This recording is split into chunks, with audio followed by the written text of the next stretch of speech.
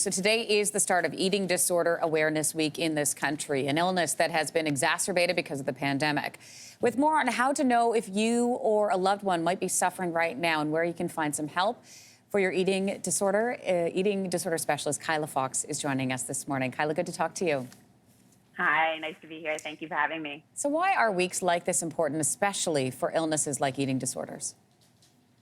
Well, I think because mental health is so rampant, and especially now with the pandemic, it's so important that we keep talking about the impact of mental health, that we keep opening up about the fact that so many people are suffering in silence. And the more that we can do this, the more that we can continue to raise awareness, the more that we can end stigma, the more people we can help. Speaking of raising awareness, I've seen a lot of celebrities and influencers talk about their experience recently. How does that help? I think in some ways it's very helpful because I think that when there's a lot of shame around having certain mental health issues, which there shouldn't be, but there is. And so when people come out, like the Bird's Papaya, who you're showing, it's really helpful to hear someone's honest story, to hear the truth about what it means to struggle and suffer. In some ways, that's really relatable. We also have to be really mindful, though, that these are real people. They have their own stories. They're different stories than our own. But it does create community. It does create connection. And it allows maybe a platform for a person to start to share their own truth. And it's so hard right now, obviously, because we're not seeing our loved ones on a daily basis, maybe just over a Zoom call. So how can you tell if somebody that you love might be suffering right now from an eating disorder? It is a hard thing to tell because we're disconnected physically and because we're not spending as much time. So, of course, we can maybe, check in around things on Zoom around the emotional wellness of a person. But one of the things I really like to say, especially during this time, is how to check in around on yourself.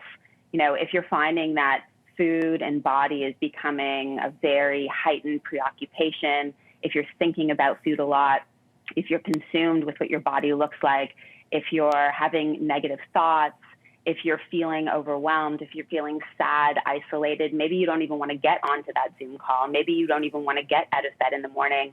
And even though the world, I guess, on some level is supporting that isolation, I think part of that is also supporting the unwellness of people. So I think checking in around ourselves, and if you have access to people and if you do have the ability to be open, I think talking about it is really key.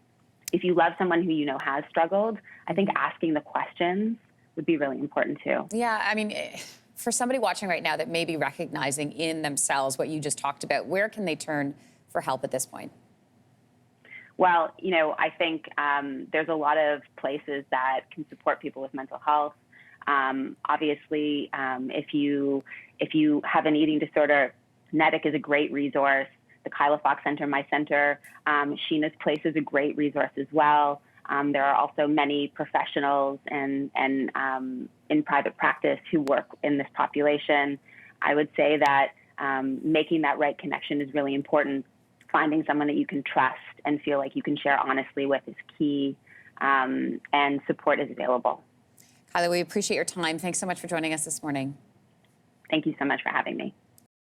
Thanks for watching. If you like this, be sure to subscribe here. And you can check out more Your Morning videos right here.